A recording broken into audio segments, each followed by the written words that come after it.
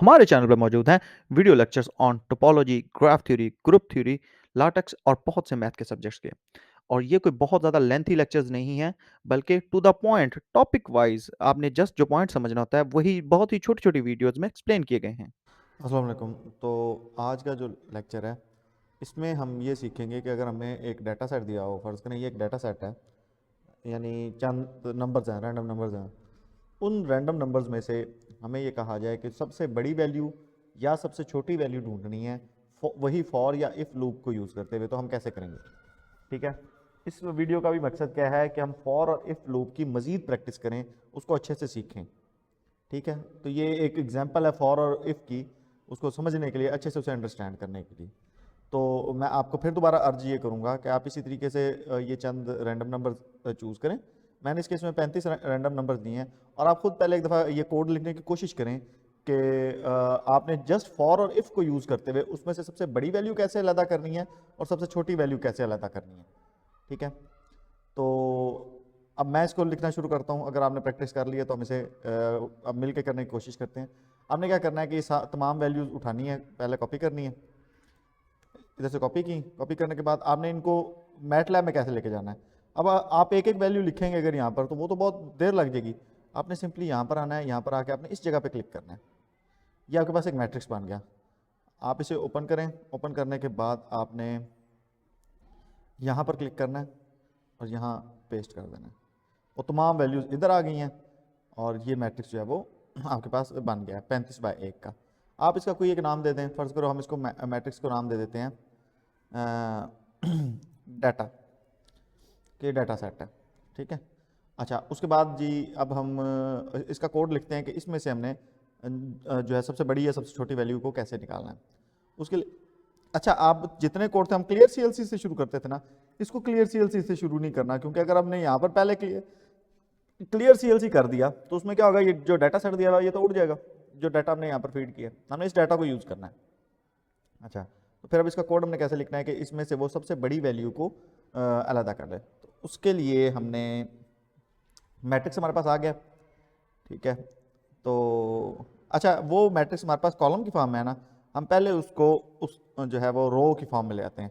हम करते हैं data is equal to transpose of data, कि वो उसको पहले ना रो फॉर्म में, रे की फॉर्म में ले आए।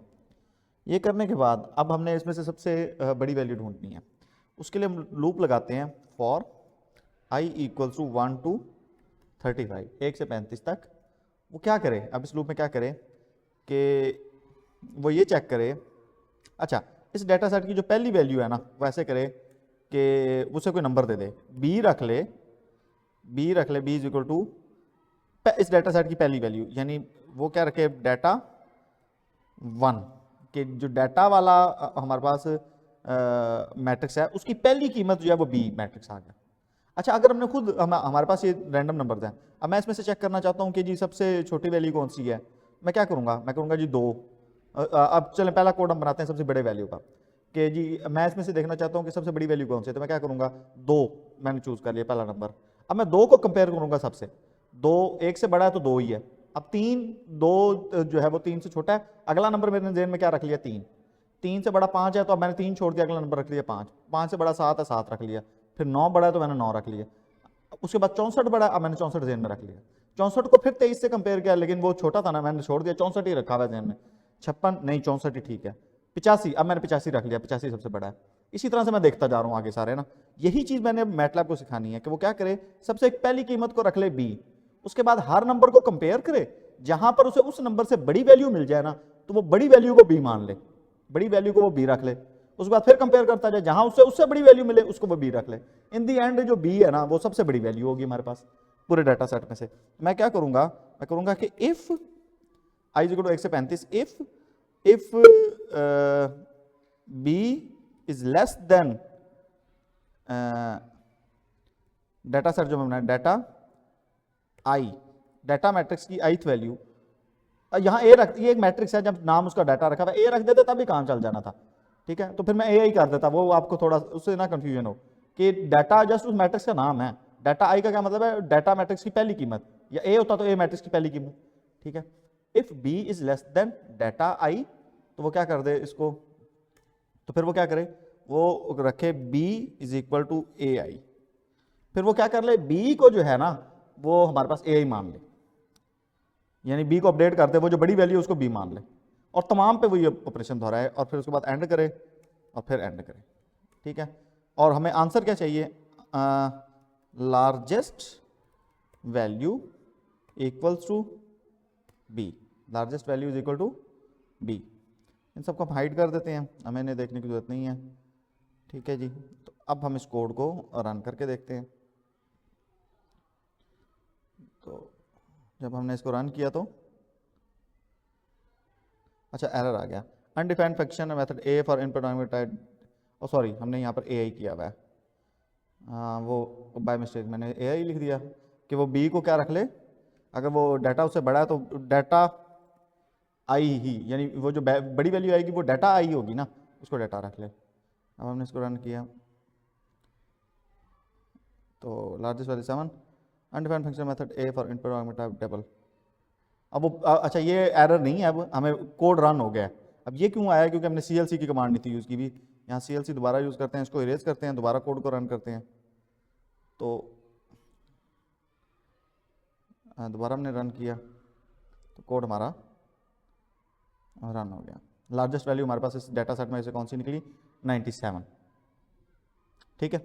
अब फर्ज करो हम अगर आपको ये कोड अच्छे से समझ आ गया ना, अब मैं आपको फिर दोबारा अर्ज करूंगा आप यहीं पर वीडियो पॉज करें, आप इस पे सोचें कि इसमें से अब हमने लार्जेस्ट वैल्यू ले ली है ना, ऐसा क्या किया जाए कि वो हमें सबसे छोटी वैल्यू डाटा सेट में से निकाल दे। आप यहाँ पर पॉज करके ना इसमें ऐसी कोई चेंजिंग करने की कोशिश करें कि वो इसी डाटा सेट में से सबसे छोटी वैल्यू निकाल दे, ठीक है। तो अगर आपने ट्राई कर लिया, आपसे बन गया तो अच्छी बात है, नहीं तो मैं आगे ये समझाना शुरू करता हूँ। आपने सिंपल, अगर आप इस सारे डाटा सेट में सबसे छोटी वैल्यू ढूंढना चाहते हैं ना, आप सिंपली यहाँ पर लेस था यहाँ पर ग्रेटर कर दें कि अब वो पहली कीमत उठा लिया, अगर अगली कीमत उससे छोटी है तो वो छोटी कीमत को रख लेगा, उससे छोटी कीमत, यानी अब वो छोटी कीमतों के लिए सारे डाटा को चेक करेगा। अब देखते हैं, अब इसको रन करके देखते हैं। तो जब वो कोड रन होता है तो हमारे पास अच्छा नाम उसका अभी चेंज करना था ना, हमने लार्जेस्ट वैल्यू रखा हुआ है, आ तो गया रिजल्ट उससे इतनी सी चेंजिंग करने से, लेकिन वो उसने नाम उसको लार्जेस्ट वैल्यू दिया है, हम उसको स्मॉलेस्ट वैल्यू देते हैं, स्मॉलेस्ट वैल्यू। तो ये हमारे पास रन हो गया कि smallest value is equal to 1।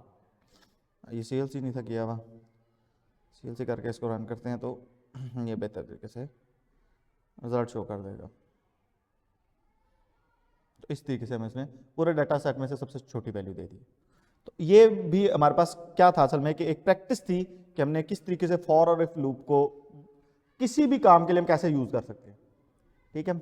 इंशाल्लाह मेरी जो नेक्स्ट वीडियो है इसमें हम ये देखेंगे कि अगर एक डाटा सेट इसी तरह से दिया हुआ है, उसमें से हमने इवन नंबर सेपरेट करने हैं, फॉर इफ को यूज करते हुए तो कैसे करेंगे, तमाम ऑड नंबर्स को सेपरेट आउट करना है तो उसको हम फॉर या इफ, फॉर और इफ यूज करते हुए किस तरह से करेंगे, ठीक है। तो असल में नेक्स्ट 3 वीडियोस भी हमारी फॉर और इफ की अच्छे से प्रैक्टिस है। आपने ये स्किल इन चंद मिनटों की वीडियोस में आप ये स्किल अच्छे से सीख लें। ज़्यादातर न्यूमेरिकल एनालिसिस की कोडिंग जो है वो इन 2 चीज़ों से, फॉर और इफ से हो जाती है। हमने इसको अच्छे से ग्रास्प करने की कोशिश करनी है। तमाम वीडियोस देखिएगा ताकि आप, और साथ साथ प्रैक्टिस करते जाइएगा ताकि आप अच्छे से ये स्किल सीख सकें। तो इंशाल्लाह नेक्स्ट वीडियो में मिलते हैं, तब तक अपना ख्याल रखिएगा। अल्लाह हाफिज़।